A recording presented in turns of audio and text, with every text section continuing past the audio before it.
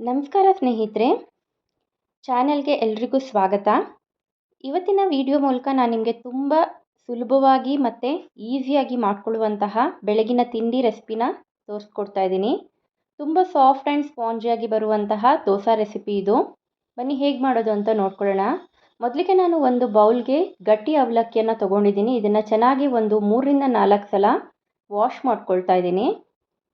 Wash ಆದ ನಂತರ ಇದನ್ನು ನಾವು ಒಂದು ಅರ್ಧ ಗ್ಲಾಸ್ ನೀರು ಹಾಕಿಬಿಟ್ಟು ಸ್ವಲ್ಪ ಹೊತ್ತು ನೆನೆಯಕ್ಕೆ ಬಿಡಬೇಕಾಗತ್ತೆ.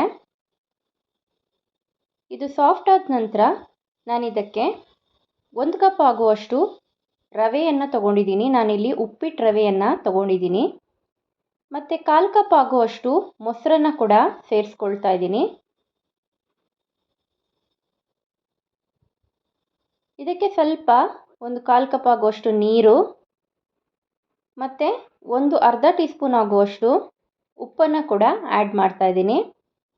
ಇದನ್ನು ಪೂರ್ತಿಯಾಗಿ ನೀವು ಮಿಕ್ಸ್ ಮಾಡ್ಕೊಳ್ಬೇಕು. ರವೆ ಹಾಕಿರೋದ್ರಿಂದ ರವೆ ಚೆನ್ನಾಗಿ ನೆನಿಬೇಕು. ಒಂದು 5 ನಿಮಿಷಗಳ ಕಾಲ ಇದನ್ನು ಲಿಡ್ ಕ್ಲೋಸ್ ಮಾಡಿಬಿಟ್ಟು ಸೈಡಲ್ಲಿ ಇಟ್ಕೊಳ್ಳೋಣ. 5 ನಿಮಿಷದ ನಂತರ ನಾನಿಲ್ಲಿ ಮಿಕ್ಸಿ ಜಾರನ್ನು ತೊಗೊಂಡಿದ್ದೀನಿ.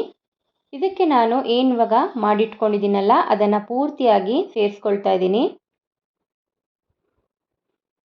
ನೀವಿಲ್ಲಿ ಸ್ವಲ್ಪ ಗಟ್ಟಿಯಾಗಿ ರುಬ್ಕೊಳ್ಳೋಂಗಿದ್ರೂ ರುಬ್ಕೋಬೋದು.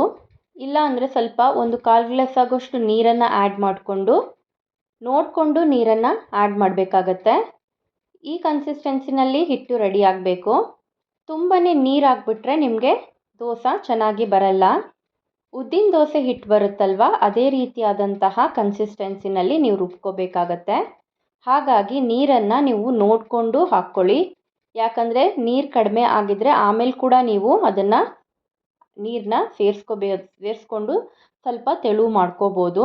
ಆದರೆ ನೀರು ಹಾಕ್ಬಿಟ್ರೆ ತುಂಬ ಕಷ್ಟ ಆಗುತ್ತೆ ದೋಸೆ ಮಾಡೋದಕ್ಕೆ. ಈಗ ನಾನಿಲ್ಲಿ ಇನ್ಸ್ಟೆಂಟಾಗಿ ಮಾಡೋದ್ರಿಂದ ಬೇಕಿಂಗ್ ಸೋಡಾನ ಹಾಕ್ಕೊಳ್ತಾ ಇದ್ದೀನಿ. ಒಂದು 1/4 ಟೀ ಸ್ಪೂನ್ ಆಗುವಷ್ಟು ಬೇಕಿಂಗ್ ಸೋಡಾನ ಹಾಕ್ಕೊಳ್ತಾ ಇದ್ದೀನಿ. ಬೇಕಿಂಗ್ ಸೋಡಾ ಇಲ್ಲ ಅಂತ ಹೇಳಿದ್ರೆ ನೀವು ಈನೋ ಕೂಡ ಹಾಕ್ಕೊಳ್ಬೋದು. ಎರಡರಲ್ಲಿ ಒಂದನ್ನು ನೀವು ಸೇರಿಸ್ಕೋಬೇಕಾಗತ್ತೆ. ಮತ್ತು ನಾನಿಲ್ಲಿ ತವಾ ಚೆನ್ನಾಗಿ ಕಾಯೋದಕ್ಕೆ ಇಟ್ಕೊಂಡಿದ್ದೆ. ಇವಾಗ ಕಾದ ನಂತರನೇ ದೋಸೆ ಹಾಕೋದ್ರಿಂದ ದೋಸೆ ತುಂಬ ಚೆನ್ನಾಗಿ ಗೂಡಾಗಿ ಬರುತ್ತೆ. ನೋಡಿ ಎಷ್ಟು ಚೆನ್ನಾಗಿ ಬರುತ್ತೆ ಅಂತ.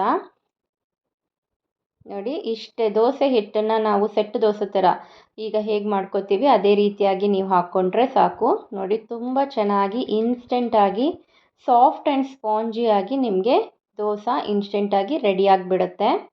ಬೆಳಗ್ಗೆ ಏನು ತಿಂಡಿ ಮಾಡ್ಕೋಬೇಕು ಅಂತ ತುಂಬಾ ಟೆನ್ಷನ್ ಇರುತ್ತೆ ಎಲ್ಲರಿಗೂ. ಈ ರೆಸಿಪಿನ ಒಂದು ಸಲ ಸೇವ್ ಮಾಡಿಟ್ಕೊಳ್ಳಿ. ಮಕ್ಕಳು ಲಂಚ್ ಬಾಕ್ಸ್ಗೆ ಮತ್ತು ಬೆಳಗ್ಗೆ ನೀವು ಇನ್ಸ್ಟೆಂಟಾಗಿ ದೋಸೆ ಹಿಟ್ಟು ನಾನು ರುಬ್ಕೊಂಡಿಲ್ಲ ಅಂತ ಹೇಳಿದ್ರೆ ದೋಸೆ ತಿನ್ನಬೇಕು ಅಂತ ಅನಿಸಿದಾಗ ಈ ಥರ ದೋಸೆ ಮಾಡ್ಕೊಳ್ಳೋದ್ರಿಂದ ಯಾವುದೇ ಉದ್ದಿನ ದೋಸೆಗೂ ಕಡಿಮೆ ಇಲ್ಲ. ಇದು ತುಂಬಾ ಚೆನ್ನಾಗಿ ಬರುತ್ತೆ.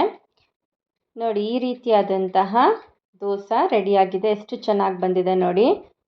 ಎಣ್ಣೆ ನಿಮಗೆ ಬೇಕಂದರೆ ಹಾಕ್ಕೊಳ್ಬೋದು, ಇಲ್ಲಾಂದರೆ ನೀವು ಅದನ್ನು ಸ್ಕಿಪ್ ಮಾಡ್ಬೋದು. ಈಗ ಇನ್ನೊಂದು ದೋಸೆ ಹಾಕ್ತಾ ಇದ್ದೀನಿ. ನೋಡಿ ಎಷ್ಟು ಚೆನ್ನಾಗಿ ಬಂದಿದೆ. ಸೆಟ್ ದೋಸೆ ಥರ ತುಂಬ ಚೆನ್ನಾಗಿ ಬರುತ್ತೆ ದೋಸೆ.